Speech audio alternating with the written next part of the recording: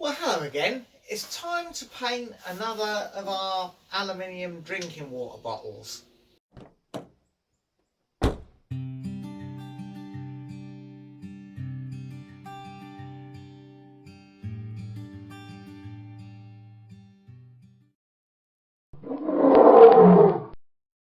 Well, we've run out of ordinary tea bags, but I've got some very nice black Ceylon tea with cardamom, and it's going down quite nicely.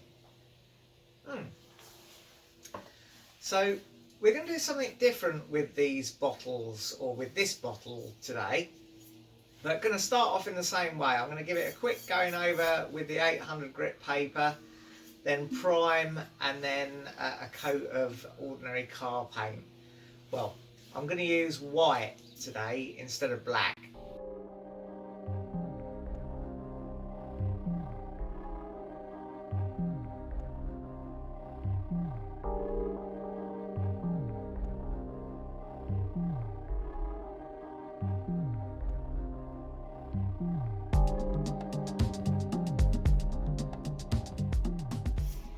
Well, I've got a design I'm thinking of doing on this bottle, but obviously it's not magnetic. The magnets won't stick to it because it's aluminium. So I've got some of this ultra mask that I brought a while ago. I've not tried to use it yet, but seems like this might be the time to give it a go.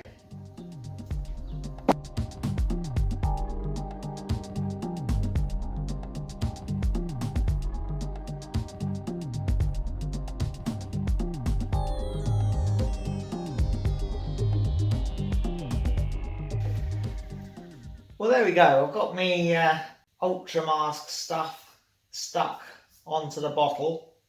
I think I started with the easiest thing really, because it's quite small and fiddly doing that, but never mind.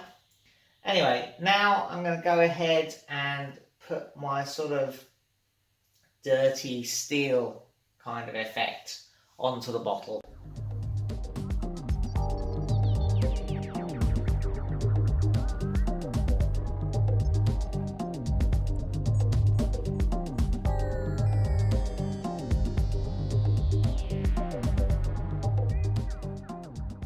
Now, because I want to mask this up, I'm going to put some Intercoat Clear. Well, I'm not, because I haven't got any Intercoat Clear. I did buy some, but it went solid in the container after the first time I used it, which wasn't very good.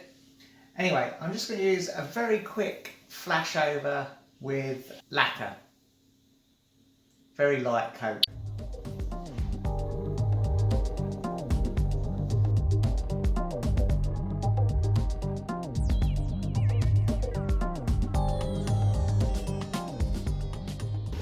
Right, I'll let that harden up a bit while I drink the rest of my tea. Righto, well I think that's dried off quite nicely. Now I'm going to mask it up for the next bit. Well, there we go, I've got it all masked up, so I've still got some black in the airbrush. Let's do the next bit.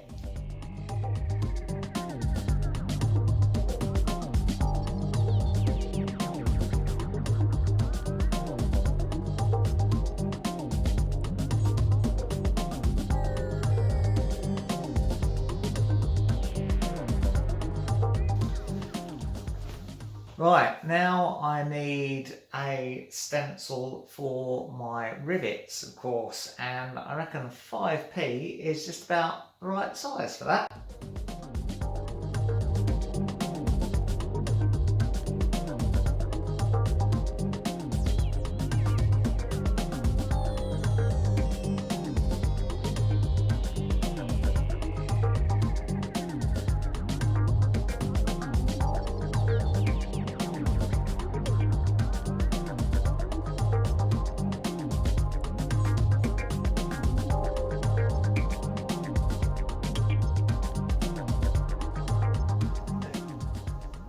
Well, as you can probably see, it's the next day now, and I'm going to carry on with painting this water bottle.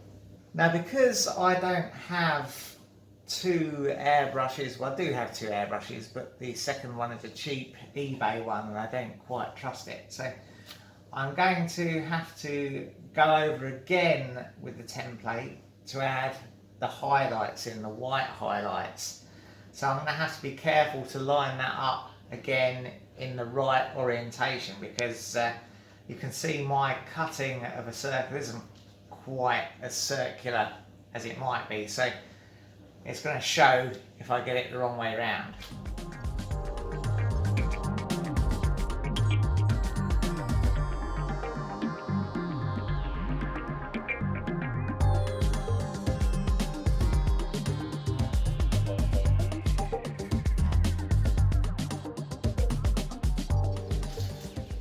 Well, now while I've got the white paint in the brush, I may as well do the other highlights, but I think I need a cup of tea while I do that.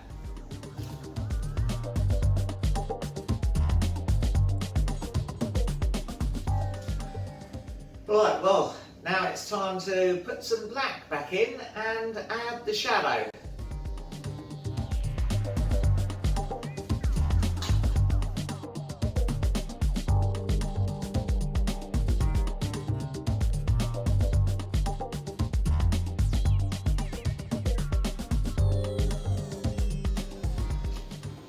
Now I've still got the black in there, of course, and I'm going to use that to add the shadow behind what will end up being the sort of bits of torn metal kind of thing.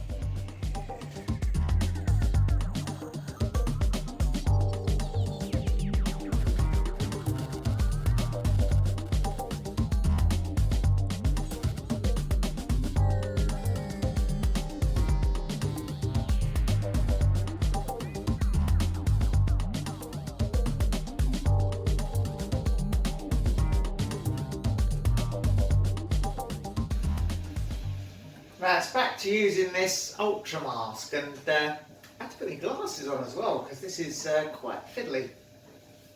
Now what I should have done is put the two shields on using this sort of stencil, but I didn't, so they're not going to be quite lined up, so I'm going to have to do one at a time, which is a bit of an own goal. But I'm going to cut this out, then lay this so there's one over one of those shields, and then I can remove it, cut the other bits out, and then fill the black in the middle. And then I think what I'll do is leave that all in position and then put the black shield bit back in again, if that makes sense, and then do the filling on the other bits. And Nikki is making some flapjack.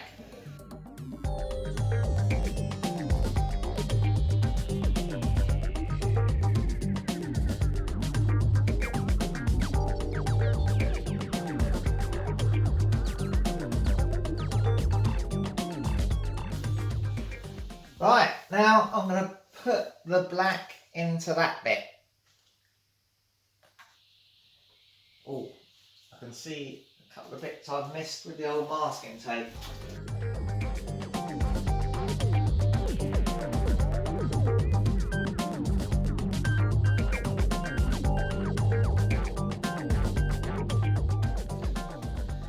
Right, now I just need to remove the side bits that I'd stuck back in again and put this shield over the middle bit. That's probably going to be harder than it sounds, isn't it? Let's try that now. Right, I'm just going to come in here with some blue.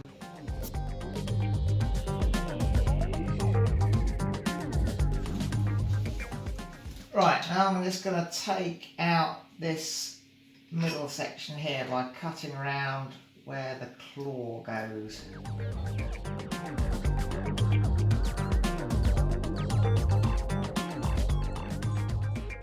I'm just going to tape over these other bits.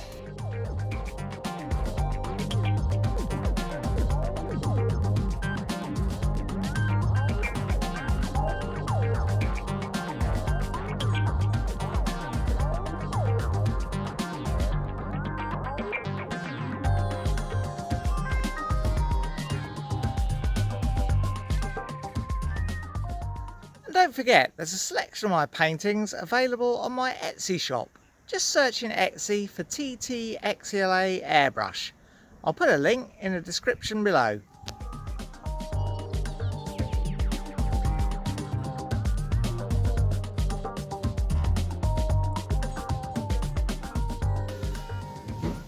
Righto, now I'm going to put some black in and just neaten this all up a little bit.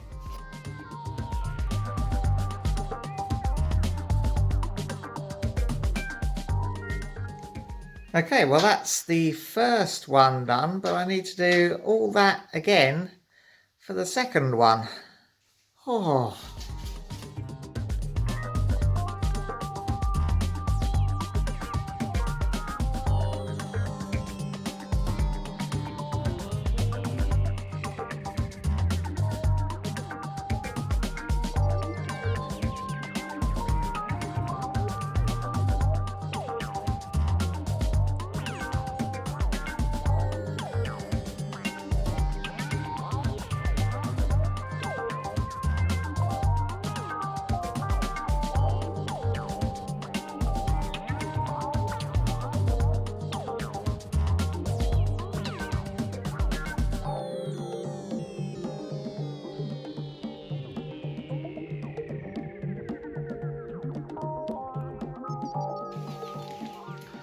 Right, now I'm just going to add some white highlights to finish off. Right, now I've got to put some black back in the gun and just do a few little rust streaks. Not going to go over top on the rust, but I'm going to add a little bit.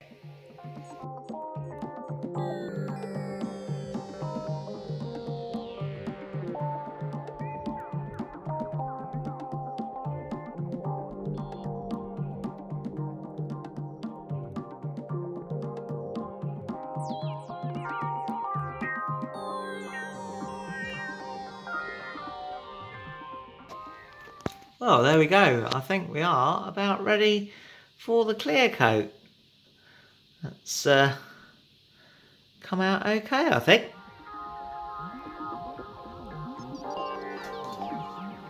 Well, after my bee video recently, a chap called Mark got in contact with me to help me a bit with my clear coating. Now, he reckons not to use the 800 grit. He recommends using 1200 grit, then 2000. And he also said to lay on the subsequent coats after the first sort of, not mist coat, but the first light coat of lacquer. The last one goes on quite wet and heavy. Now, I've been a bit reluctant to do that because I had some problems before with the water-based paint underneath sort of crazing and cracking when I put on a heavy sort of flood coat of lacquer. He also mentioned laying it flat so that presumably you don't get runs and stuff in it. Well, that's going to be difficult with the bottle here.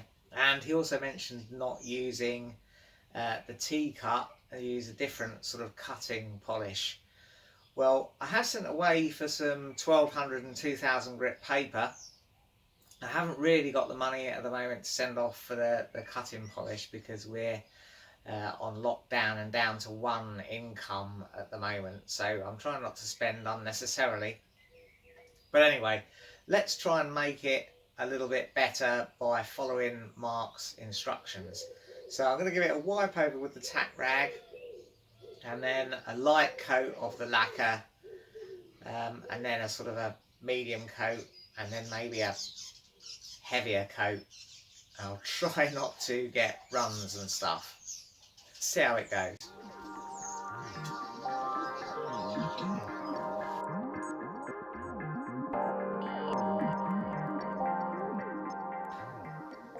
Right, well that's been drying for about half an hour, which it says on the tin should mean we can recoat it. So I'm going to give it a slightly heavier coat, or try to. Yeah, wish me luck. Well, I think I forgot to press record for that, but you can see I have managed to give it a reasonably heavyish coat. So I'm not sure I'd really dare go any heavier than that. I think it would run if I did. And that's the second coat. So, yeah, that was supposed to be a sort of a medium one. The question really is whether I stop there or whether I do it again. Let's give that a good half hour to dry anyway, and then decide. Right, so, well, another half hour's gone by. So I am going to give it another reasonably heavy coat of lacquer, I think.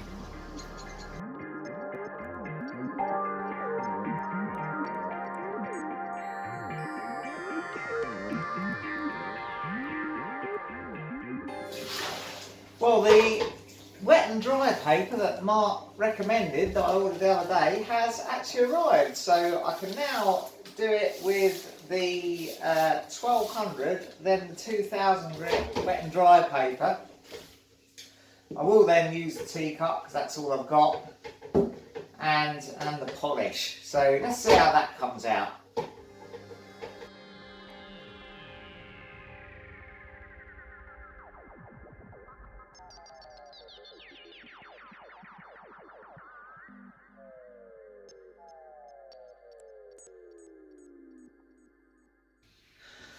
Well, there we go. It's all finished now and ready for display, I suppose. I don't think I'm going to use this one.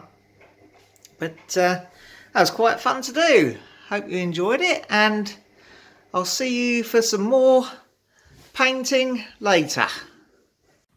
Well, that's all for now. If you enjoyed it, press like.